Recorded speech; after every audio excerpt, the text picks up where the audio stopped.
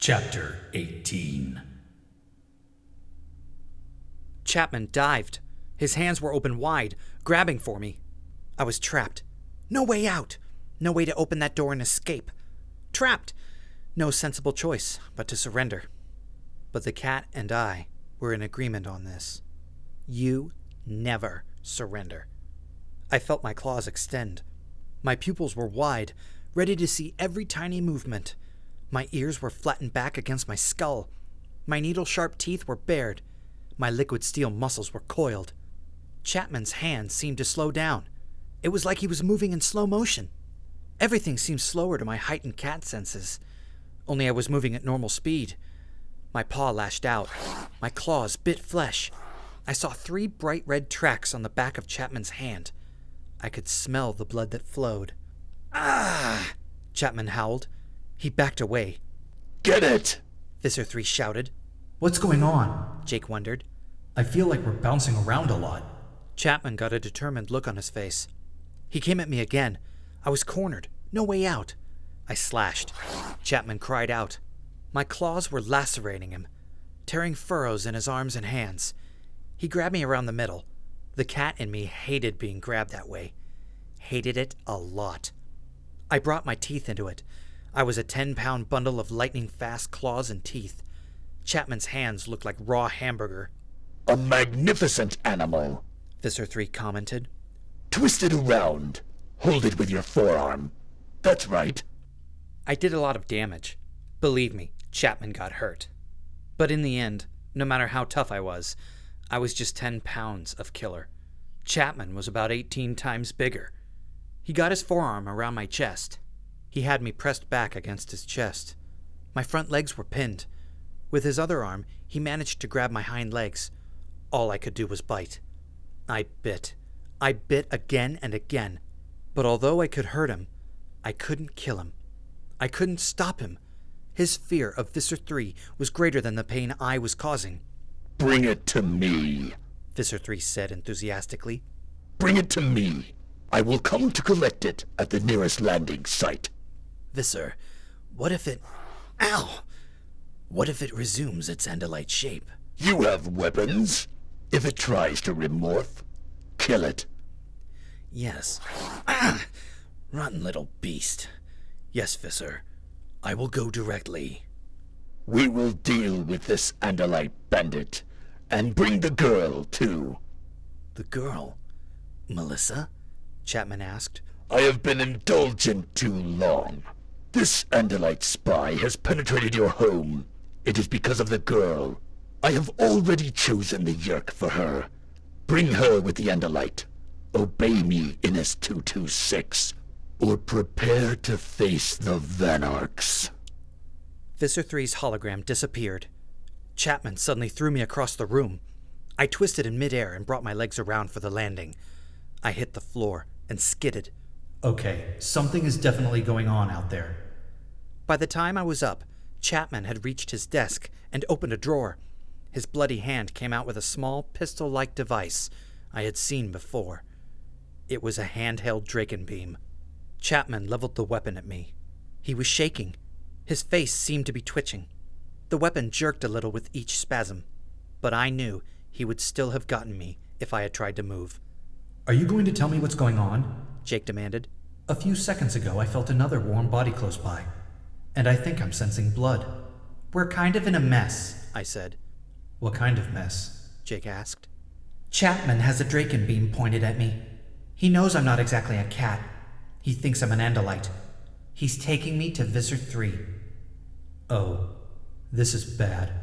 It gets worse. Visser 3 wants Melissa too. Chapman opened the door a crack. "Get down here, now!" He yelled upstairs. I guess he saw my eyes flick toward the door. He made a fierce, vicious grin. "Try it, Andalite. Go ahead and try it.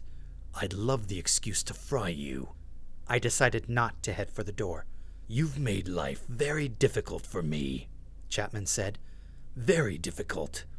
If I have to let Visser 3 take the girl, my host will make life annoying for me. Do you know how tiring it is to have an uncooperative host? No, of course you don't. But trust me, Andalite, I will gladly kill you. Miss Chapman appeared at the door. What is it?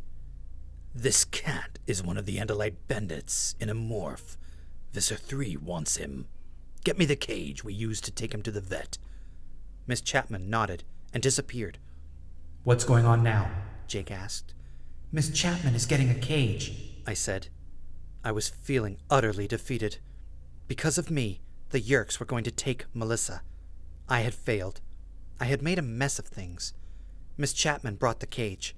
She opened the little barred door. In, Chapman snapped.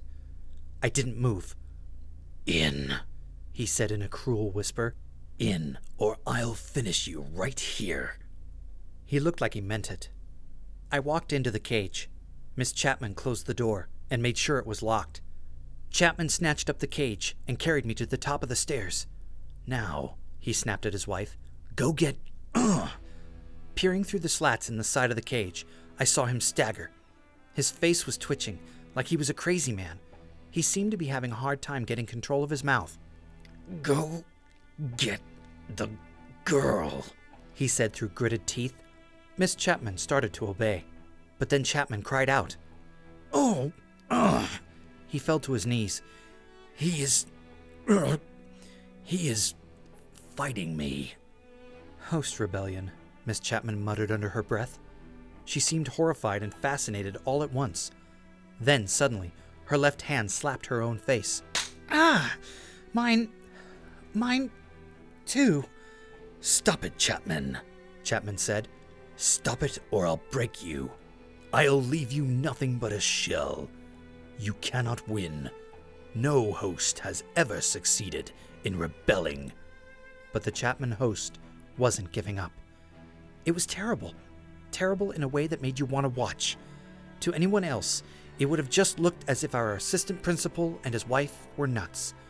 Chapman was talking to himself and twitching and contorting, still unable to get to his feet.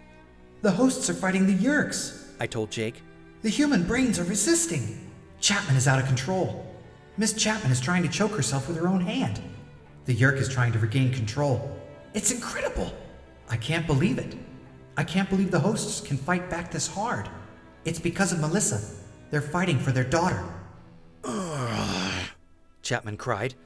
Suddenly, he lurched to his feet. I will win, Chapman. You cannot resist. And it was true. The Chapman host was losing.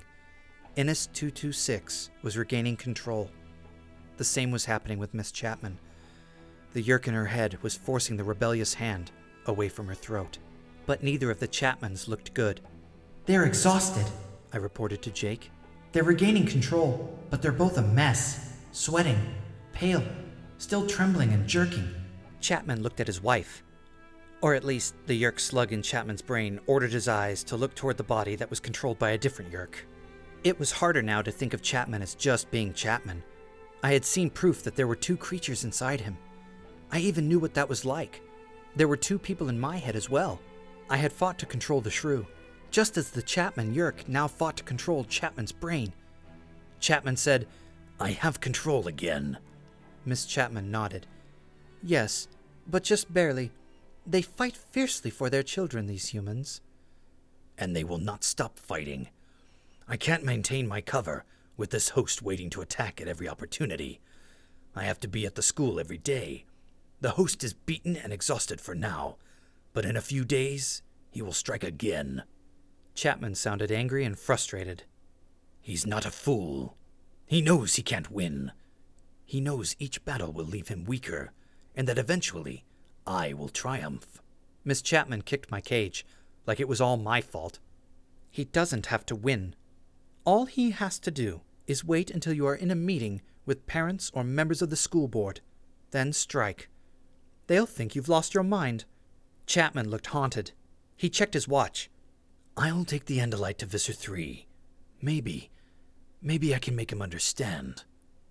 Go quickly, Miss Chapman told her husband. Chapman snatched up the cage I was in. He barreled through the door. He slammed me into the door jamb on the way. Daddy? Daddy? What are you doing? It was Melissa. She was across the living room. I hadn't seen her arrive. Where had she been? I could only pray that she had not heard everything. If she'd heard it all, there was no hope for her. Chapman kept walking, out into the wet night. Daddy, do you have Fluffer in there? It's Melissa, I told Jake. If she doesn't back off, she's going to force them to take her. Daddy? Melissa sounded frightened now. She came running. Chapman moved quicker. The real Chapman was helping. He knew his daughter would only make things worse if she tried to intervene. Fluffer! Melissa cried. There was only one hope. Tobias? I cried out, making my thought speech as loud as I could. Tobias, can you hear me? His answer was faint, but it was Tobias. Yes, Rachel. The real Fluffer. We need him. We need him right now. Rachel, what is going on out there? Jake demanded. Fluffer? Why are you taking Fluffer? Daddy, stop!